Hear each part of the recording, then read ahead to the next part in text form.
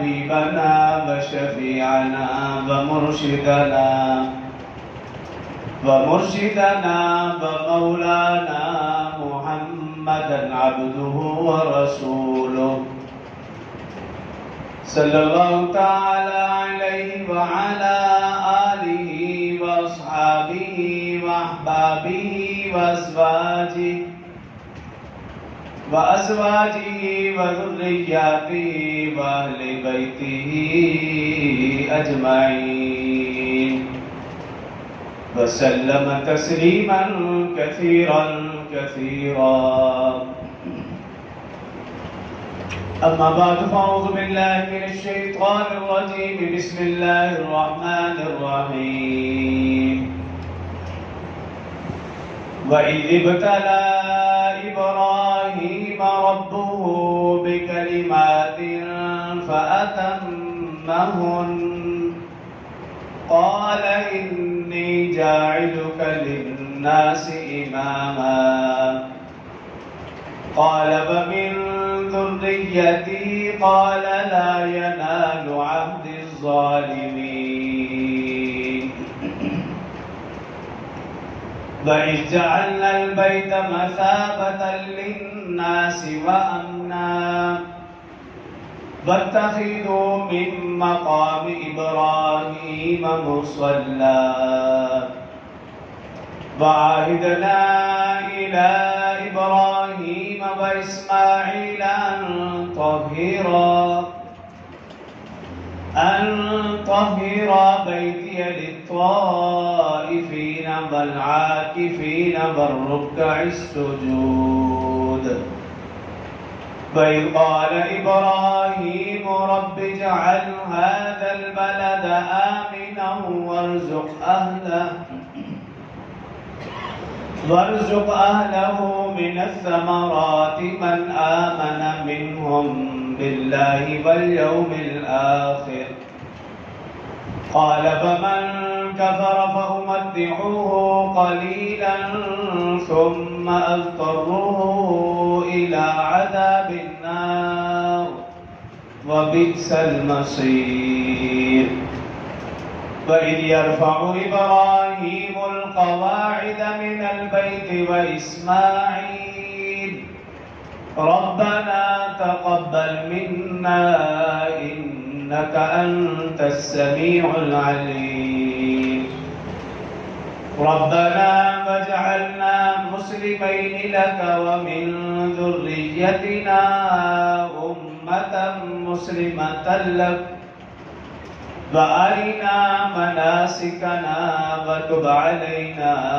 إنك أنت التواب الرحيم ربنا وابعث فيهم رسولا منهم يتلو عليهم آياتك ويعلمهم الكتاب والحكمة ويزكيهم إنك أنت العزيز الحكيم صدق الله العظيم وصدق رسوله النبي الكريم ونحن على ذلك لمن الشاهدين والشاكرين والحمد لله رب العالمين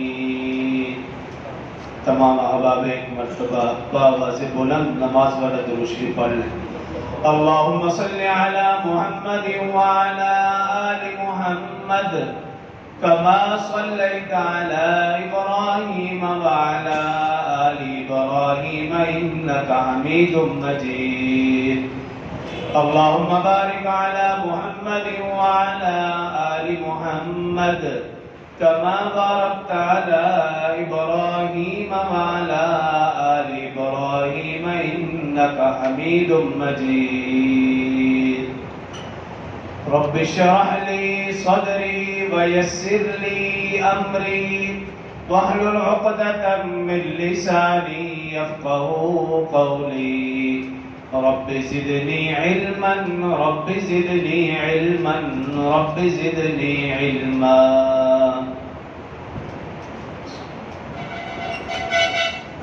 میرے انتہائی واجب الاحترام برادران اسلام دوستوں بزرگوں بھائیوں گزشتہ سے پیوستہ جمعہ حضرت ابراہیم علیہ السلام کے حوالے سے گفتگو کی تھی۔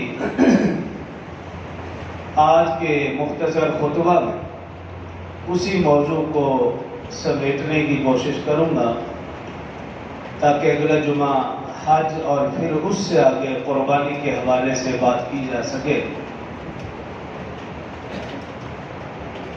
محترم سامعین، حضرت ابراہیم علیہ السلام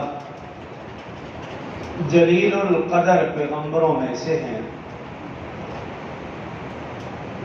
آپ کو دیگر انبیاء کرام پر منفرد مقام حاصل ہے۔ اس انفرادیت اور خصوصیت کی 3 بڑی وجوہات ہیں۔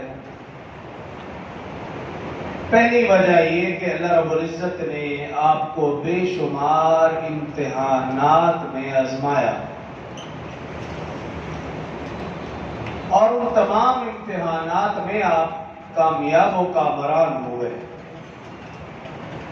اور دوسری بڑی وجہ اللہ رب العزت نے بے شمار انعامات سے نوازا۔ اور تیسری بڑی وجہ آپ جد الانبیاء، امام الانبیاء بھی ہیں اور جد الانبیاء بھی ہیں۔ ان میں سے 2 وجوہ امتحانات سے آزمایا اور انعامات سے نوازا، ان 2 وجوہات کے اوپر بات کو سمیٹنے کی کوشش کروں گا۔ قرآن پاک کی جو آیات مبارکہ تلاوت کی، اللہ رب العزت نے ارشاد فرمایا وَإِذِ ابْتَلَىٰ إِبْرَاهِيمَ رَبُّهُ بِكَلِمَاتٍ فَأَتَمَّهُنَّ۔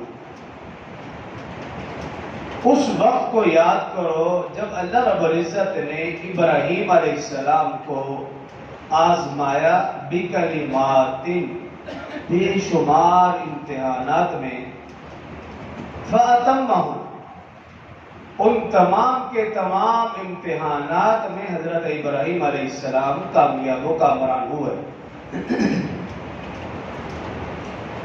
پھر اس سے اگلی آیات میں اللہ رب العزت نے جو انعامات عطا فرمائے، جن انعامات سے نوازا، ان کا ذکر ہے۔ لیکن امتحانات کون کون سے تھے، اس کے اوپر مختصر بات ہو جائے۔ اور یاد رکھیے، ہمارے ہاں جو امتحانات ہیں، دنیا کی ڈگری ہو یا کوئی بھی ڈگری ہو، اس امتحان کا مقصد صلاحیت کو جانچنا، قابلیت کو، ذہانت کو جانچنا مقصود ہوتا ہے۔ لیکن اللہ رب العزت جو انبیاء کرام علیہ السلام کو آزماتے ہیں یا امتحانات لیتے ہیں، ان کا مقصد عطائے نبوت سے قبل ان کی تربیت کرنا ہے۔ حصول روحانیت کے لیے آزمائش، ان کی صلاحیت، ذہانت کو جانچنا مقصد نہیں ہوتا، بلکہ ان کی تربیت مقصود ہے۔ تو حضرت ابراہیم علیہ السلام کے امتحانات کا ذکر قرآن پاک میں ہے، دیگر انبیاء کرام کے امتحانات کا ذکر قرآن میں نہیں۔ کہ اللہ رب العزت نے بے شمار امتحانات میں انہیں آزمایا۔ بکلمات سے مراد امتحانات ہیں۔ وَإِذِ ابْتَلَىٰ إِبْرَاهِيمَ رَبُّهُ بِكَلِمَاتٍ۔ اس سے پہلے اس بات کو بھی اسی ضمن میں آپ سمجھ لیجئے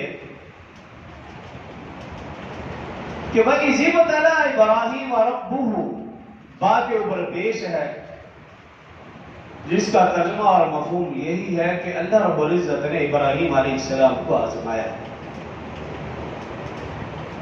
لیکن اگر خدا نہ خواستہ کوئی شخص ربہ پیش کی جگہ با کے اوپر زبر پڑتا ہے، ربہ،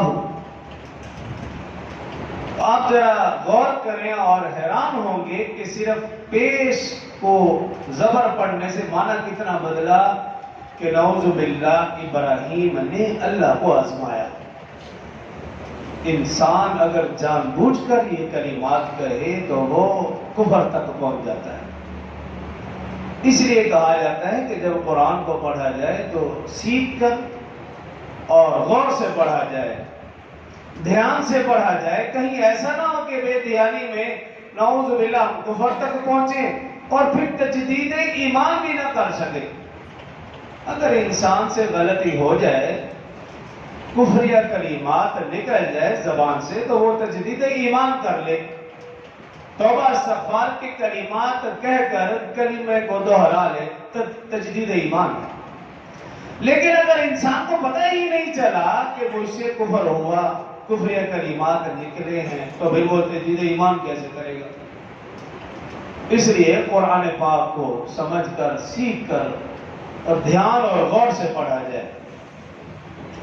اسی طرح ایک آیت مبارکہ مشہور، الا بذکر اللہ تطمئن القلوب، کہ آگاہ رہو، الا بذکر اللہ، اللہ کے ذکر سے تطمئن القلوب، دلوں کو اطمینان ملتا ہے۔ اب لفظ ہے تطمئن القلوب۔ اگر کوئی شخص تجوید کے ساتھ نہیں پڑھتا، قلوب کی جگہ بریک کا پڑھتا ہے۔ اب قلب کا مطلب ہے دل اور قلب کا مطلب ہے کتا۔ اگر خدا نہ خاصہ کوئی شخص بے دھیانے میں پڑھ دیتا ہے الا بذکر اللہ تطمئن القلوب، بریک کاف کے ساتھ پڑھتا ہے، تو اس کا ترجمے کے اوپر آپ غور کیجئے کہ نعوذ باللہ ترجمہ یوں ہوگا،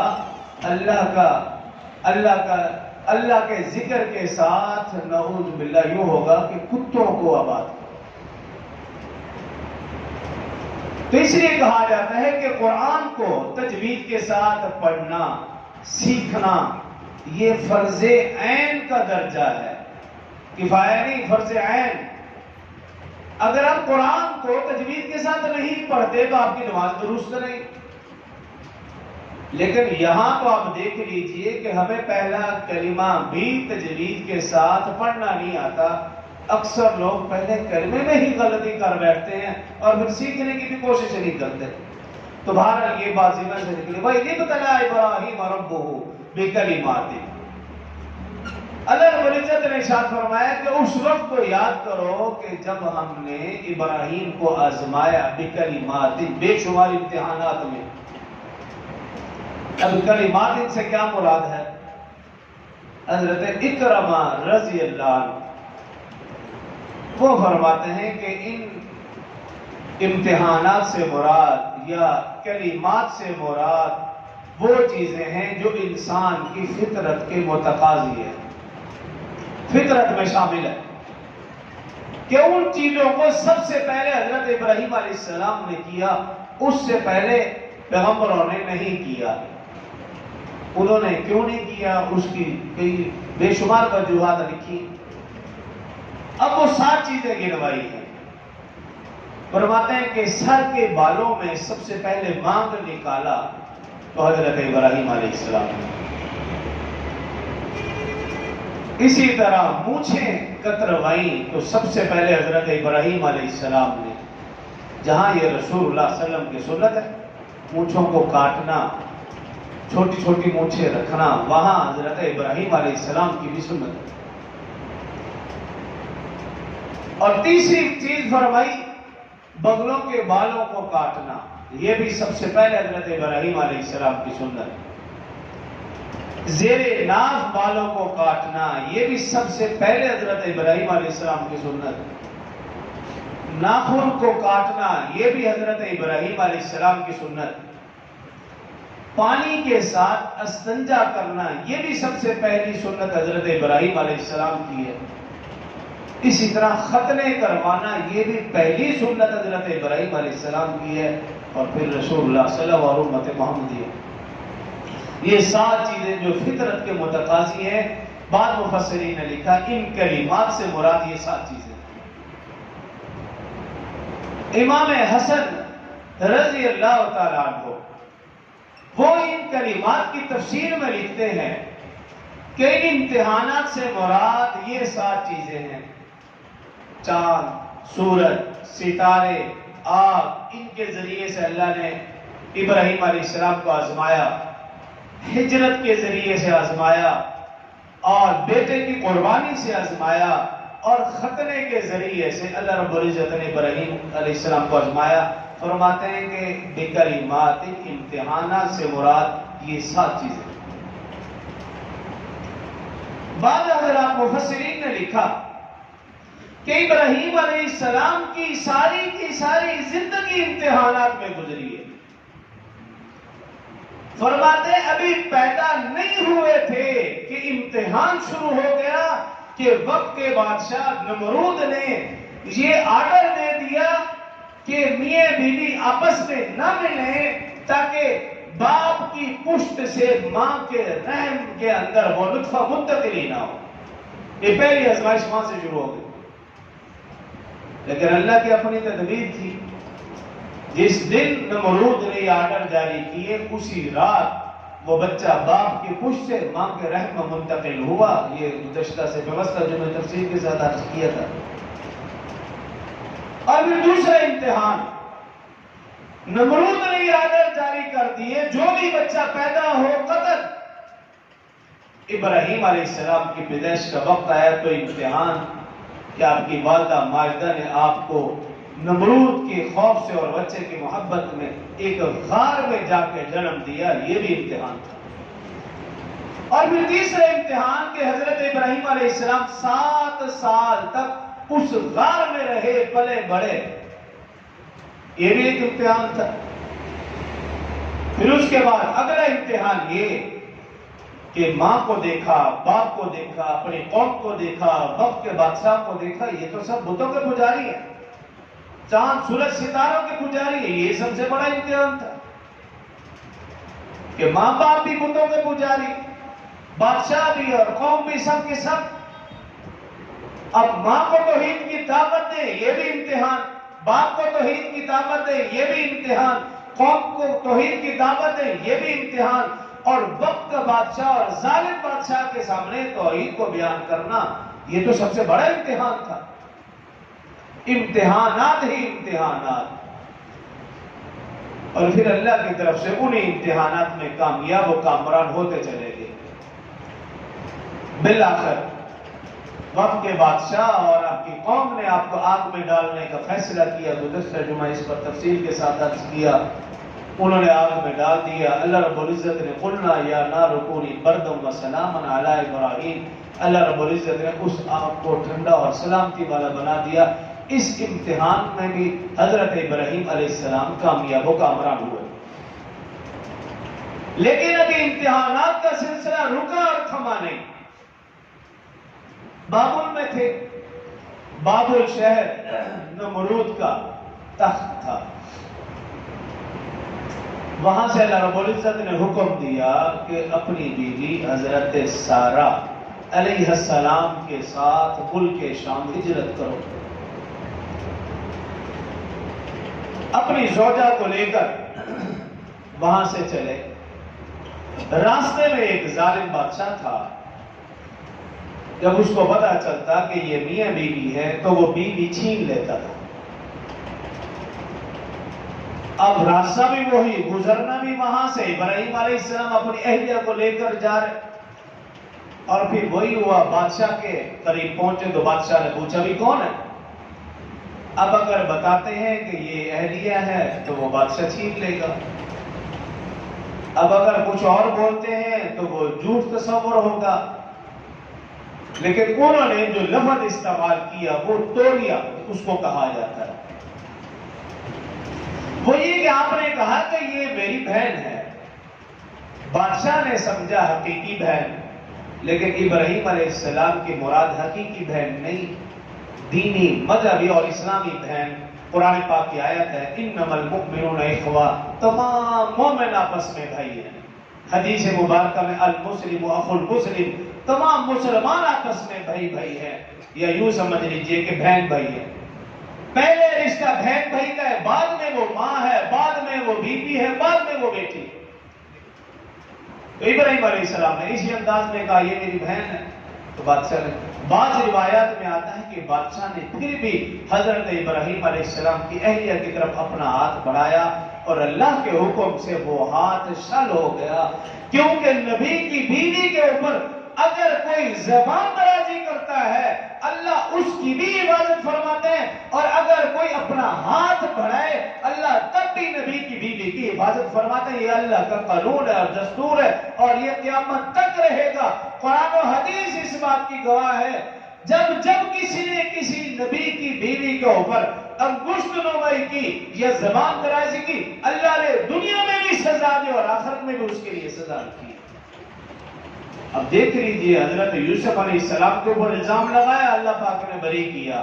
رسول اللہ صلی اللہ علیہ وسلم کی زوجہ اما عائشہ صدیقہ رضی اللہ عنہ کے اوپر منافقین نے تہمت لگئی، منافقین نے، مسلمان سوچ ہی نہیں سکتا، مومن سوچ نہیں سکتا، منافقین نے تہمت لگئی اور قیامت تک منافقین اب بھی تہمت لگاتے رہیں گے اور اللہ ان کی شکلیں دنیا میں بھی بگاڑتے رہیں گے، اور جب وہ مریں گے تب بھی ان کی شکلیں بھی اور ان کی نسلیں بھی بگڑی ہوئی ہوگی۔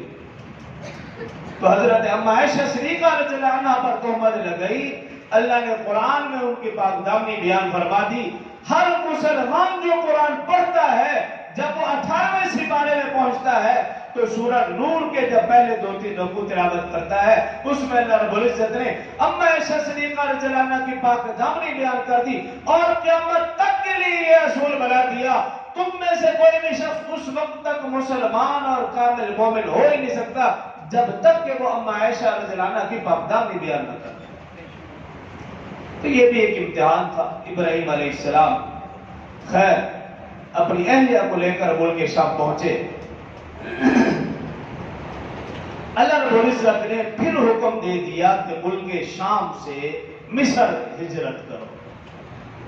اب حضرت ساریہ علیہ السلام کو لے کر مصر واقع یہاں کچھ عرصہ رہے۔ اب مصر میں حضرت ابراہیم علیہ السلام کی شادی حضرت حاجرہ علیہ السلام سے ہوئی۔ بعض روایت میں کہ وہاں کا جو بادشاہ تھا اس نے حضرت حاجرہ کے ساتھ شادی کروائی۔ اب حضرت حاجرہ اور حضرت سارہ علیہ السلام دونوں کے ساتھ مصر میں ہیں۔ اللہ رب العزت نے پھر حکم دے دیا بھئی یہاں سے اب ملک شام ہجرت کرو۔ اب دونوں زوجہ کو لے کر ملک شام ہجرت کی، وہاں آپ تشریف لے گئے۔ اور پھر اللہ رب العزت کا حکم ہوا کہ حضرت سارہ کو یہاں بساؤ۔ حضرت سارہ علیہ السلام کو وہاں بسایا۔ اللہ رب العزت نے حضرت حاجرہ اور حضرت سارہ دونوں کو ایک ایک بیٹا دیا۔ حضرت سارہ علیہ السلام کو بیٹا دیا، پہلے حضرت حاجرہ علیہ السلام کو بیٹا دیا، نام رکھا اسماعیل۔ پھر حضرت سارہ علیہ السلام کو بیٹا دیا، نام رکھا اسحاق۔ اور اللہ کا حکم ہوا کہ حضرت سارہ علیہ السلام اور ان کے بیٹے اسحاق علیہ السلام ان دونوں کو یہاں بساؤ۔ ان کو وہاں بسایا ملک شام کے اندر۔ روایات میں ہے، ضعیف روایت میں یہ ہے کہ حضرت سارہ علیہ السلام کے بیٹے اسحاق علیہ السلام کے بیٹے یعقوب کے بیٹے یوسف سے لے کر عیسیٰ تک، ضعیف روایت میں یہ ہے کہ 70,000 انبیاء اللہ نے ملک شام میں مبعوث فرمائے۔ لیکن مستند روایت میں یہ ہے کہ 40,000 کے قریب اللہ پاک نے انبیاء کرام مبعوث فرمائے جو ملک شام اور اس کے ارد گرد کے علاقوں میں رہنے والے تھے۔ اب اللہ رب العزت نے اگلا حکم جاری فرمایا کہ حضرت سارہ اور حضرت اسحاق یہ تو دونوں یہاں پر ان کو یہاں بسا دیا، حضرت حاجرہ کو لے کر مکہ کی طرف ہجرت کرو۔ یہ اس سے بھی بڑا امتحان تھا۔ اب اللہ رب العزت کا حکم ہے، ابراہیم علیہ السلام حضرت حاجرہ علیہ السلام اور اسماعیل علیہ السلام کو لے کر اللہ کے حکم کو پورا کرتے ہوئے مکہ لے گئے۔ اب آج جیسا مکہ تھوڑی تھا، قرآن کہہ رہا ربنا انی اسکنت من ذریتی بواد غیر ذی زرع، وہ ایسا میدان تھا جہاں پانی کے آثار نہیں تھے، نہ درخت کا کوئی سایہ تھا، نہ بندہ نہ بندے کی ذات، چٹیل میدان تھا، ریتلا میدان تھا۔ لیکن اللہ کا حکم تھا اور اللہ کا حکم اور پیغمبر چون چرا کرے، یہ کیسے؟ میں اور آپ تو ہمت کر دیتے ہیں نا، میں اور آپ ہمت کر اللہ کا حکم کوئی بات نہیں بھیج گئے، نماز نہیں پڑھتے، اللہ کا حکم آیا روزہ چھوڑ دیا، اللہ کا حکم آیا زکات نہیں دی، اللہ کا حکم آ رہا قربانی نہیں کی، کوئی نہ کوئی بہانہ بنا لیا، چونچنا میں اور آپ تو کر سکتے ہیں، لیکن پیغمبر اللہ کے حکم کے آگے چونچنا کرے یہ کیسے ممکن؟ وہ تو ہدایت یافتہ ہے، وہ تو رہنما، وہ تو پیشوا۔ اللہ کا حکم تھا حضرت ہاجرہ اور حضرت اسماعیل کو لے کر اس مکہ کی وادی کی طرف ہجرت کی۔ وہاں پہنچے، ان کو وہیں چھوڑا اور رخصت ہونے لگے۔ اما ہاجرہ پریشان، کہا اے ابراہیم، اس تنہا جگہ مجھ خاتون اور ننھے اسماعیل کو اکیلے چھوڑ کر جا رہے، خیریت تو ہے؟ اب ابراہیم علیہ السلام کو حکم تھا کہ بات بھی نہیں کرنی، انہوں نے اشارے سے یوں کہا کہ اللہ کا حکم ہے۔ اما ہاجرہ سمجھ گئی، جیسے ابراہیم کے خلیل اللہ کے لبوں پر خدا کا نام آیا، اما ہاجرہ کی زبان پر صبر کا پیغام آیا۔ کہا ابراہیم خلیل اللہ، اگر اللہ کا حکم ہے، اللہ کی مرضی ہے، تو پھر میں صبر و استقامت کا ایسا مظاہرہ کروں گی کہ قیامت تک دنیا حیران رہ جائے گی۔ ابراہیم علیہ السلام اما ہاجرہ اور ننھے اسماعیل کو چھوڑ کر چلے گئے۔ حضرت ہاجرہ علیہ السلام نے تنے تنہا اس ویران جگہ میں رات گزاری۔ اما ہاجرہ کو کسی بھی چیز کا نہ ڈر تھا، نہ خوف تھا، نہ فکر تھی۔ اگر فکر تھی تو صرف ایک ہی فکر تھی، کسی نہ کسی طرح عرش والا راضی ہو جائے، کہیں ایسا نہ ہو کہ اس امتحان میں ناکام نہ ہو جاؤ، صرف یہ فکر تھی اور کوئی فکر نہیں تھی۔ عورت کمزور ہوتی ہے، لیکن وہ عورت خلیل اللہ کی زوجہ ہے، ذبیح اللہ کی ماں ہے۔ اس عورت نے اس حالات کا مردانہ و تنہا مقابلہ کیا، اور ایسا مقابلہ کیا کہ رہتی دنیا تک مثال رہے گی۔ رات گزاری، جب صبح ہوئی، زادرہ ختم ہو چکا ہے اور دن چل رہا ہے، سورج اپنی کرنیں بکھیرنے لگا۔ میں یوں کہوں گا کہ آج یہ ریتلا میدان، جو ریتلا میدان تھا، اس کے مقدر سنورنے لگے تھے۔ آج یہاں کے ذروں کی تقدیر بدلنے والی تھی۔ صفا مروہ پہاڑیاں سدا سہاگن اس کے ہونے لگے تھے۔ آج وہ جگہ جہاں حضرت اسماعیل اپنے پاؤں کی ایڑیاں رگڑ رہا تھا، اللہ اس جگہ کو فضیلت عطا فرمانے والا تھا۔ وہ جگہ جس کو قرآن نے وادی غیر ذی زر کہا، آج وہ جگہ مر جائے خلائق بننے والی تھی۔ تنہ تنہا اس جگہ میں اما ہاجرہ اور ننھا اسماعیل۔ اب دن جیسے چلنے لگا، سورج اپنی آب و تاب کے ساتھ چمکنے لگا، زادرہ ختم ہو چکا ہے، پیاس کی شدت اختیار کر گئی۔ اما ہاجرہ پریشان، انہیں اپنی جان سے زیادہ وہ ننھا اسماعیل وہ زیادہ پیارا تھا، وہ جان سے زیادہ عزیز تھا۔ انہیں فکر یہ تھی اگر پانی نہ ملا تو اس ننھے اسماعیل کو میں دودھ کیسے پلاؤں گی، یہ فکر کھائی جا رہی تھی۔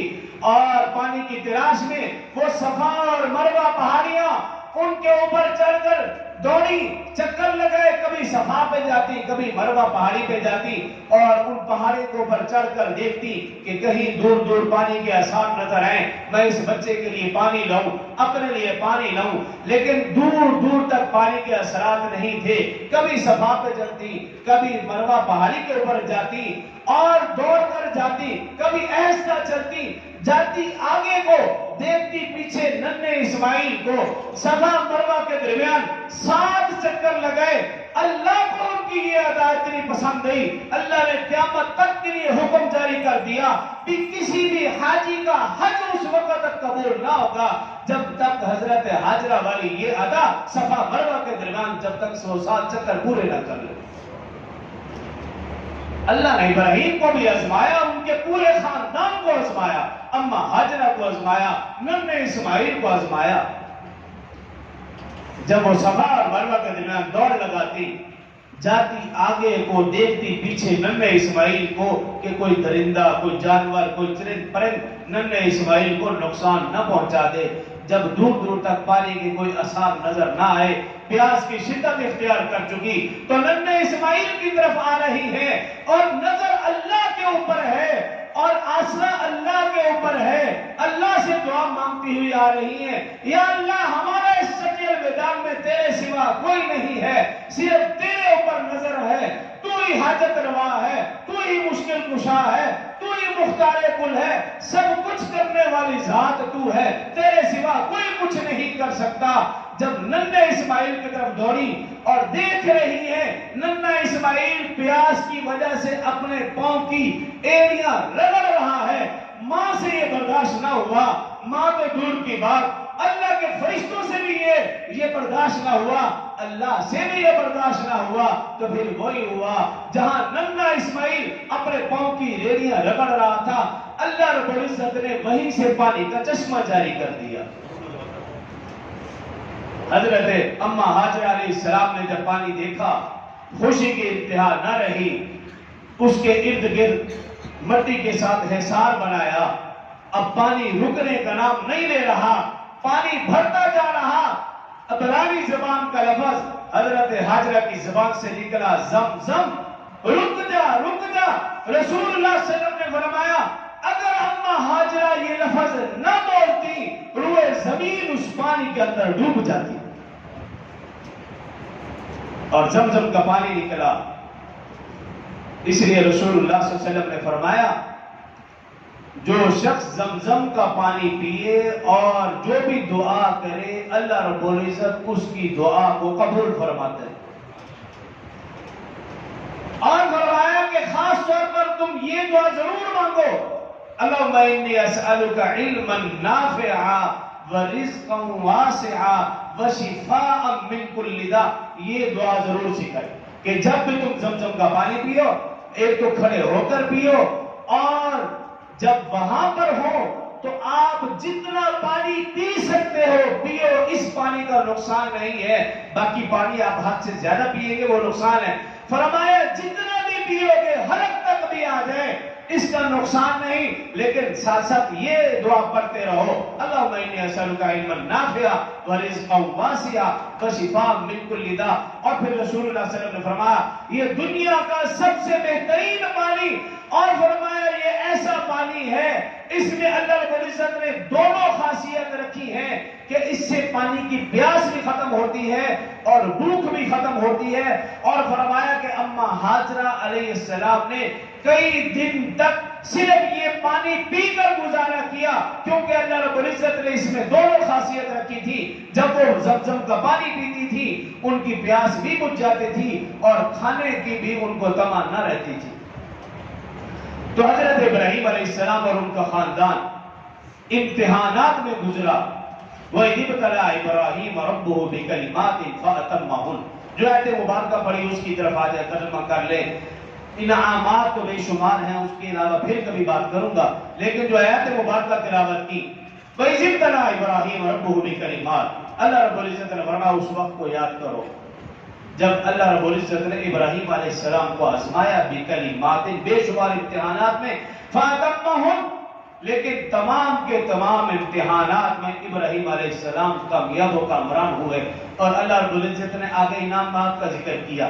قال انی جاعلک للناس اماما، اللہ رب العزت نے پھر ہم نے پوری انسانیت کے لیے آپ کو امام بنا دیا، یعنی امام الانبیاء۔ قال ومن ذریتی، ابراہیم علیہ السلام نے عرض کی اے باری تعالیٰ میری اولاد کا کیا بنے گا؟ اللہ رب العزت نے کیا فرمایا؟ قال لا ینال عہد الظالمین، میرا وعدہ ہے کہ تیری اولاد بھی ظالموں میں سے نہیں ہوگی۔ وَإِذْ جَعَلْنَا الْبَيْتَ مَثَابَةً لِلنَّاسِ وَأَمْنًا، اللہ رب العزت فرما رہے ہیں کہ ہم نے اس گھر کو لوگوں کے لیے امن کی جگہ بنایا۔ وَاتَّخِذُوا مِن مَقَامِ إِبْرَاهِيمَ مُصَلًّى، اور ہم نے نماز کے لیے اس کو جائے نماز بنایا۔ آج آج بھی آپ دیکھ لیے امام جس جگہ کھڑے ہو کر امامت کرواتا ہے وہ مقام ابراہیم ہے، وہ مصلی ہے، اس کے قریب مصلی بچھا کر امامت کروائی جاتی ہے۔ وَاتَّخِذُوا مِن مَقَامِ إِبْرَاهِيمَ مُصَلًّى۔ آگے اللہ نے فرمایا وَعَهِدْنَا إِلَىٰ إِبْرَاهِيمَ وَإِسْمَاعِيلَ أَن طَهِّرَ بَيْتِيَ لِلطَّائِفِينَ وَالْعَاكِفِينَ وَالرُّكَّعِ السُّجُودِ۔ ہم نے ابراہیم اور اسماعیل علیہ السلام سے عہد لیا کہ تم اس جگہ کو پاک رکھو گے جہاں لوگ طواف کریں گے، جہاں لوگ اعتکاف بیٹھیں گے، جہاں لوگ رکوع اور سجود کریں گے، تم اس جگہ کو پاک رکھنا۔ آگے اللہ رب العزت نے فرمایا وَإِذْ قَالَ إِبْرَاهِيمُ رَبِّ اجْعَلْ هَٰذَا الْبَلَدَ آمِنًا وَارْزُقْ۔ اللہ رب العزت نے فرمایا ابراہیم علیہ السلام رب اجعل هذا بلدا آمنا، ہم نے اس شہر کو امن والا بنا دیا، وَارْزُقْ أَهْلَهُ مِنَ الثَّمَرَاتِ، اور ہم نے یہاں کے رہنے والوں کے لیے رزق بھی عطا فرمایا، پھل بھی عطا فرمایا۔ من آمن منهم باللہ والیوم الآخر، ان لوگوں کے لیے جو ایمان لائے اللہ پر اور آخرت کے دن پر۔ قال ومن کفر فأمتعہ، ہاں جنہوں نے کفر کیا وہ بھی اس سے تھوڑا سا فائدہ اٹھا سکتے ہیں۔ ثم اضطرہ الی عذاب النار، لیکن ان کے لیے آخرت میں بہت بڑا عذاب تیار کر رکھا ہے، وبئس المصیر، جو کہ بہت بری جگہ۔ وَإِذْ يَرْفَعُ إِبْرَاهِيمُ الْقَوَاعِدَ مِنَ الْبَيْتِ وَإِسْمَاعِيلُ، جب حضرت ابراہیم اور اسماعیل علیہ السلام خانہ کعبہ کی تعمیر کر رہے تھے تو ساتھ ساتھ یہ دعا مانگ رہے تھے ربنا تقبل منا انک انت السمیع العلیم، اے ہمارے رب ہماری دعا کو قبول فرما، بے شک کوئی سننے والا ہے، تو ہی جاننے والا ہے۔ ربنا وجعلنا مسلمین لک، اے ہمارے رب ہمیں اپنا فرما بردار بنا۔ ربنا وجعلنا مسلمین لک ومن ذریتنا امة مسلمة لک، اور اے ہمارے پروردگار ہماری اولاد میں سے ہماری نسل کو بھی اپنا فرما بردار بنا۔ وَأَرِنَا مَنَاسِكَنَا وَتُبْ عَلَيْنَا إِنَّكَ أَنْتَ التَّوَّابُ الرَّحِيمُ، اے ہمارے پروردگار ہمارے اعمال قبول فرما، ہماری توبہ قبول فرما، بے شک تو سب سے زیادہ توبہ قبول کرنے والا ہے، گناہوں کو معاف فرمانے والا ہے۔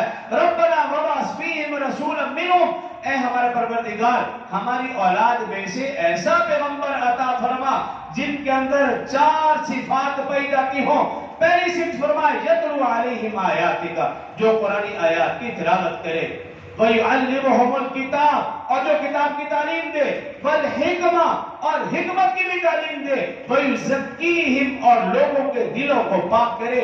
یہ 4 خوبیاں، 4 صفات اس کے اندر پیدا کی ہوں۔ اِنَّكَ أَنْتَ الْعَزِيزُ الْحَكِيمُ، بے شک تو غالب اور حکمت والا ہے۔ ابراہیم علیہ السلام کی ساری زندگی، ان کے خاندان کی ساری زندگی، خاص طور پر حضرت ہاجرہ اور حضرت اسماعیل علیہ السلام کی، ان پورے خاندان کی ساری زندگی امتحانات میں گزری۔ جتنے امتحانات اللہ پاک نے لیے اس سے زیادہ انعامات سے بھی اللہ رب العزت نے انہیں نوازا۔ ان امتحانات کا بھی ذکر قرآن و حدیث میں، ان انعامات کا بھی ذکر قرآن و حدیث میں تفصیل کے ساتھ موجود ہے۔ اللہ تعالی ہمیں اس کو پڑھنے، سمجھنے اور عمل کرنے کی توفیق عطا فرمائے۔ وآخر دعوانا الحمدللہ۔